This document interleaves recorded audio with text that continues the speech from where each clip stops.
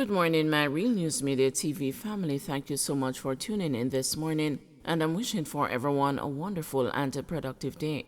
And in the news this morning for November 24, 2023, cops seize 2 loaded guns, arrest 3 men in Petrojam car park. Quick response by the police on Thursday morning followed what they believed was a plot to murder a Petrojam employee at the state-owned oil refinery plant on Marcus Garvey Drive in St. Andrew. The news sources said that 3 men who were sitting in a motorcar in the Petrojam parking lot in the vicinity of Gate 5 were accosted by about 7 policemen who searched the vehicle and found 2 handguns loaded with 6 bullets each. The sources said that the suspected target is a manager at the company.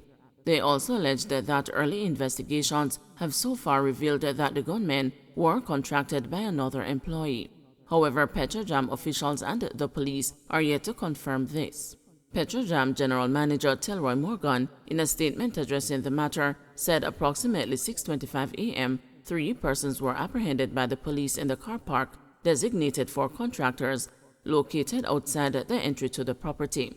The Hunts Bay police are investigating the matter. We can, however, confirm that the individuals are not employees of Petrojam, nor are they contracted by Petrojam.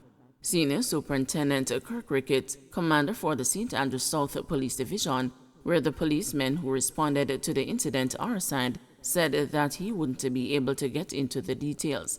However, what he was sure about was that the police prevented a violent situation from unfolding. What I can confirm is that sometime about 6 a.m., a team from the St. Andrews South Police Division, led by the shift commander, intercepted 3 men in a motor vehicle. We seized 2 firearms along with a motor vehicle, and the 3 men were arrested. We do believe that these men had a plan and were up to no good.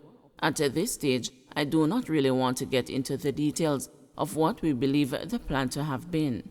The investigation is a joint one, and it is joint because where the men were interdicted was in the Kingston West Division. The police who initiated the action are from the St. Andrews South Division. The Kingston West Division is bordered by St. Andrews South, and responding to something across the border is normal for both divisions. Both Kingston West and the St. Andrews South detectives are currently interviewing the men. Secondary investigations could lead us to as far as Kingston East, where we believe one of the men is from. Our actions prevented serious and violent actions, Ricketts told the news Thursday afternoon. A video of the police leading handcuffed men into the back of a service pickup vehicle in the parking lot at Petrojam has been circulating on the internet since the incident occurred. When the news visited the location following the men's arrest, security guards, contractors, and other employees were tight-lipped about the situation.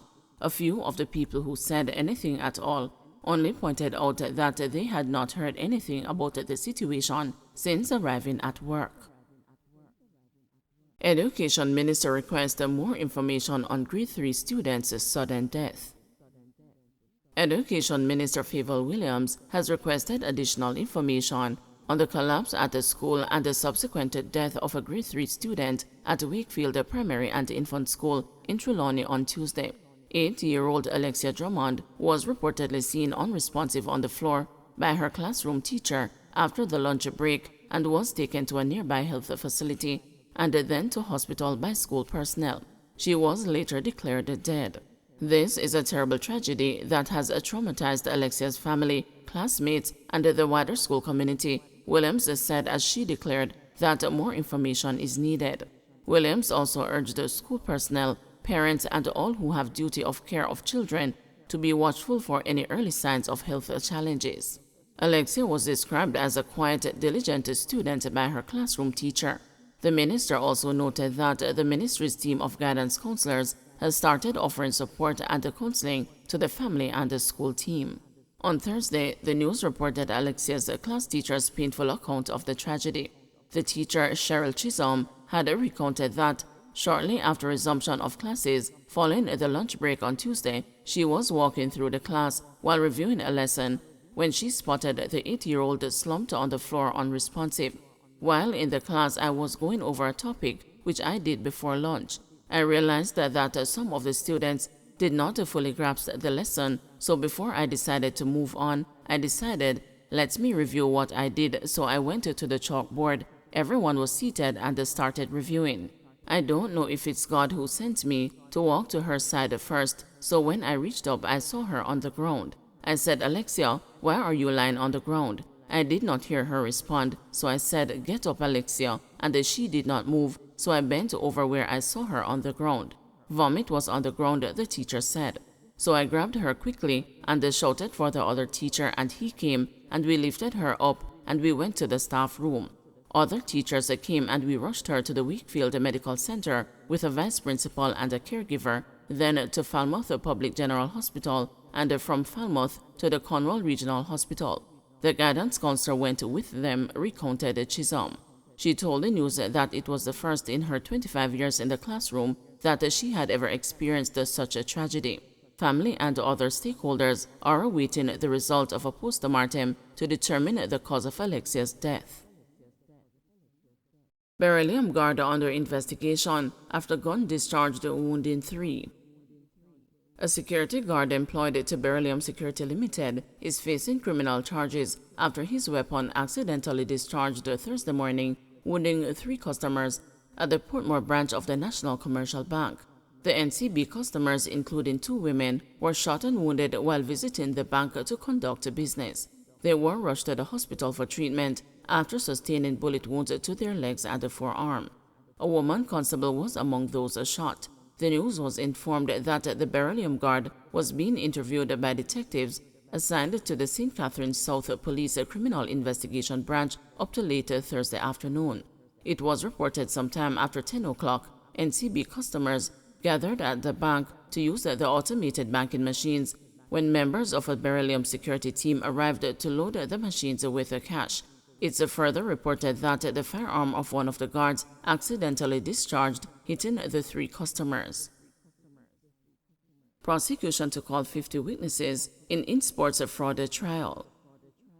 The prosecution in the Institute of Sports Fraud case has disclosed that it intends to rely on 50 witnesses during a 3-month trial.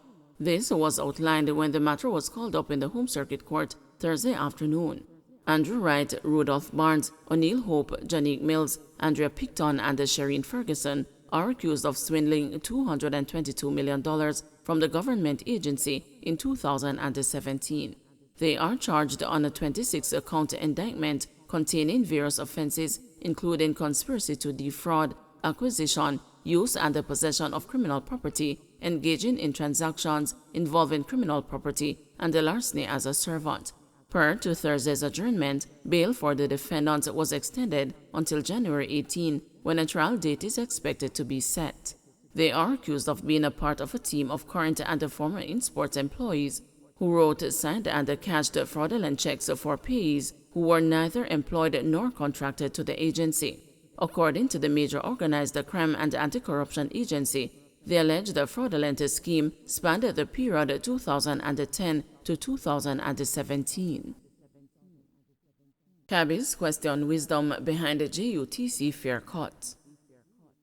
Taxi associations have blasted the government's decision to reduce the Jamaica Urban Transit Company fares as a political move, one they believe will have a serious impact on the bottom line of private transport operators. The commuters who would now take a taxi, they would prefer to wait on the JUTC bus because that fare would be $70 when the fare on the taxi would be $150. I would do the same thing because of the economic situation. There's no money to spend. Transport Operators Development of Sustainable Services President Egerton Newman told the news. On Tuesday, Minister of Finance Dr. Nigel Clark outlined a phased 2-year temporary reduction in the regular fares of the JUTC from $100 to $70 come January, and for children from $30 to $25. The fares for pensioners will also be reduced from $40 to $30. In April 2024, regular fares will be further decreased to $50, children's fare to $20, and pensioners to $25. Clark said the reduction, which is expected to cost the government $1 billion, was done to cushion the impact of the recent fare hike for public passenger vehicles on the overall inflation rate. Last month, the government announced a 19% increase in public passenger fares, excluding the JUTC and the Montego Bay Metro. A further 16% increase was also announced to take effect in April 2024. But the president of the All Voice Transportation Group, Lorraine Oscar Finnegan, has dismissed this explanation. JUTC is presently moving somewhere about 30% of the commuting public within the Kingston metropolitan region. What effect that 30% reduction will have in cushioning inflation? They can tell us that, he told the news. And if they are doing a reduction, whether in fear or anything, so that we don't have a fallout because of high inflation, then such a reduction cannot be concentrated within just a particular geographical location, he said.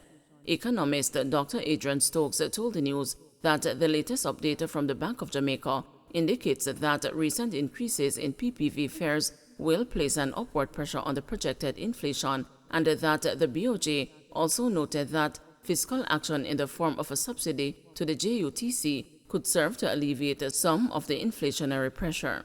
And while the macroeconomic logic of the fiscal subsidy tempering some of the inflationary pressure is clear, he said that the anticipated upward pressure on the inflation rate because of the PPV fare increase is expected to be transitory.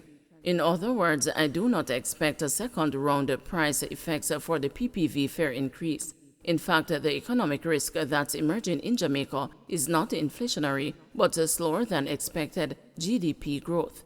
This risk will only heighten going forward as a tight monetary policy starts to have real effects on the economy, he said. Meanwhile, Finnegan, who said the majority of his 450-member organization operate within the KMTR, highlighted that no consultation was held with the Transport Steering Committee, which was established in July to tackle issues affecting the sector. He also said the fare reduction is puzzling given the major losses that the JUTC has experienced over the years. For the current financial year, taxpayers are expected to fund a projected operational loss of $11.4 billion.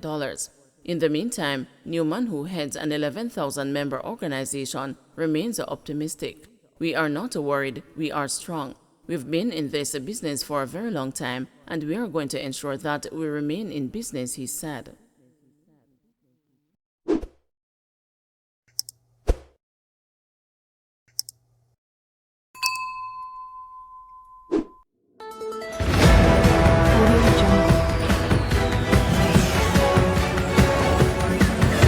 Audio